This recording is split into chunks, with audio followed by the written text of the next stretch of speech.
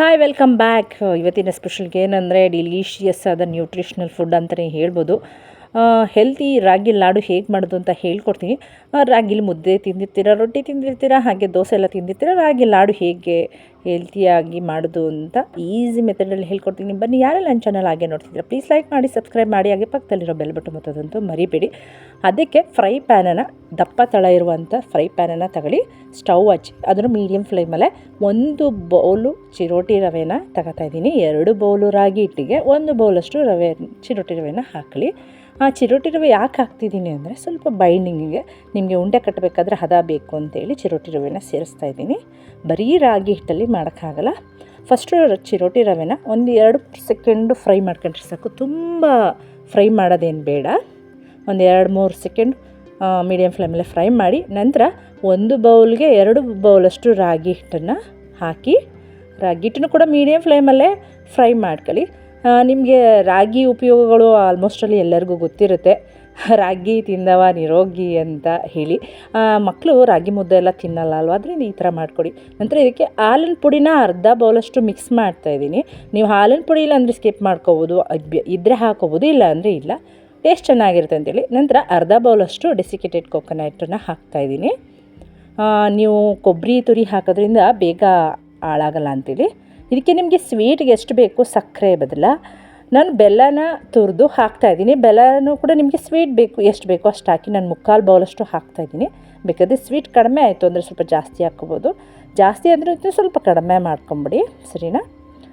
ನಂತರ ಇದು ಎಲ್ಲನೂ ಚೆನ್ನಾಗಿ ಮಿಕ್ಸ್ ಮಾಡಿ, ನೀವು ಇದನ್ನ 10-15 ನಿಮಿಷದೊಳಗೆ ರಾಗಿ ಲಾಡುನ ಮಾಡ್ಕೋಬೋದು. ಶುಗರ್ ಪೇಷಂಟ್ಗಾಗಲಿ ಎಲ್ಲರಿಗೂ ಕೂಡ ತುಂಬ ಹೆಲ್ತಿಯಾದದ್ದು ಅಂತ ಹೇಳ್ಬೋದು.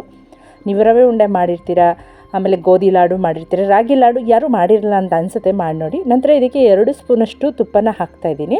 ಎಲ್ಲನೂ ಕೂಡ ಚೆನ್ನಾಗಿ ಮಿಕ್ಸ್ ಮಾಡಿ, ಎಲ್ಲದನ್ನು ಕೂಡ ಮೀಡಿಯಮ್ ಫ್ಲೇಮಲ್ಲೇ ಮಾಡಬೇಕು. ಯಾಕೆಂದರೆ ರಾಗಿ ಫ್ಲೋರ್ ಆದ್ದರಿಂದ ನಿಮಗೆ ತಳ ಹತ್ತೋ ಚಾನ್ಸಸ್ ಇರುತ್ತೆ, ಅದರಿಂದ ಮೀಡಿಯಮ್ ಫ್ಲೇಮಲ್ಲೇ ಕೈ ಆಡ್ತಾನೆ ಇರಬೇಕಾಗತ್ತೆ. ನಂತರ ಚೆನ್ನಾಗಿ ಮಿಕ್ಸ್ ಮಾಡಿದ ನಂತರ ಇದಕ್ಕೆ ಒಂದು ಸೈಡ್ ಎತ್ತಿಡೋಣ.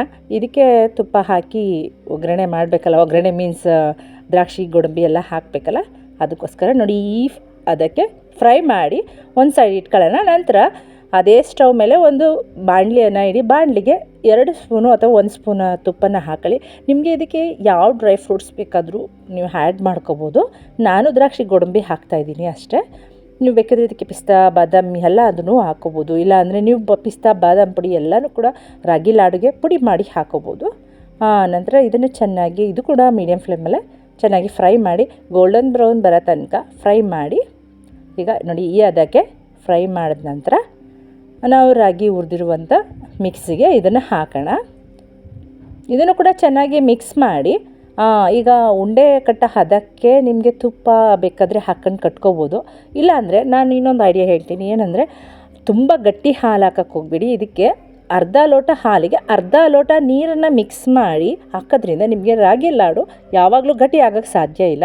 ನೀವು ಪೂರ್ತಿ ಗಟ್ಟಿ ಹಾಲು ಹಾಕಿದ್ರೆ ಏನಾಗುತ್ತೆ, ರಾಗಿ ಲಾಡು ಗಟ್ಟಿ ಆಗಿಬಿಡುತ್ತೆ. ಅದರ ಕಾರಣ ಅರ್ಧ ಲೋಟ ಹಾಲಿಗೆ ಅರ್ಧ ಲೋಟ ನೀರು ಮಿಕ್ಸ್ ಮಾಡಿ ಹಾಕಿ. ಈಗ ಚೆನ್ನಾಗಿ ಮಿಕ್ಸ್ ಮಾಡಿದ ನಂತರ ನಾನು ಹೇಳಿದಂಗೆ ಹಾಲನ್ನು ಹಾಕಿ. ಹಾಲನ್ನ ತಕ್ಷಣ ಹಾಕಕ್ಕೆ ಹೋಗಬೇಡಿ. ನಿಮ್ಗೆ ಎಷ್ಟು ಉಂಡೆ ಕಟ್ಟುವ ಅದಕ್ಕೆ ಎಷ್ಟು ಬೇಕೋ ಅಷ್ಟು ಹಾಲನ್ನು ಸ್ವಲ್ಪನೇ ಮಿಕ್ಸ್ ಮಾಡ್ಕೊಳ್ಳಿ, ಓಕೆನಾ. ಈಗ ನೋಡಿ ಈ ಥರ ಉಂಡೆ ಕಟ್ಟೋ ಅದಕ್ಕೆ ಆದರೆ ಸಾಕು. ರಾಗಿ ಲಾಡು ರೆಡಿ ಆಯಿತು. ನಿಮಗೆ ರಾಗಿ ಬೆನಿಫಿಟ್ ನಿಮಗೆ ಆಲ್ಮೋಸ್ಟ್ ಎಲ್ಲ ಗೊತ್ತಿರ್ತದೆ, ನಾನು ಹೇಳೋ ಅವಶ್ಯಕತೆ ಇರಲ್ಲ. ಈ ಥರ ಮಾಡಿ ನೋಡಿ ಮನೇಲಿ ಒಂದು ಸಲ. ಮಕ್ಕಳಿಗೆ ಅಂತಲ್ಲ, ಎಲ್ಲರಿಗೂ ಕೂಡ ಇಷ್ಟ ಆಗುತ್ತೆ. ರಾಗಿ ಲಾಡು ರೆಡಿ ಆಯಿತು. ಯಾರಿಗೆಲ್ಲ ಈ ವಿಡಿಯೋ ಇಷ್ಟ ಲೈಕ್ ಮಾಡಿ, ಶೇರ್ ಮಾಡಿ, ಕಮೆಂಟ್ ಮಾಡಿ, ಸಬ್ಸ್ಕ್ರೈಬ್ ಆಗೋದಂತೂ ಮರಿಬೇಡಿ. Okay, bye, thanks for watching.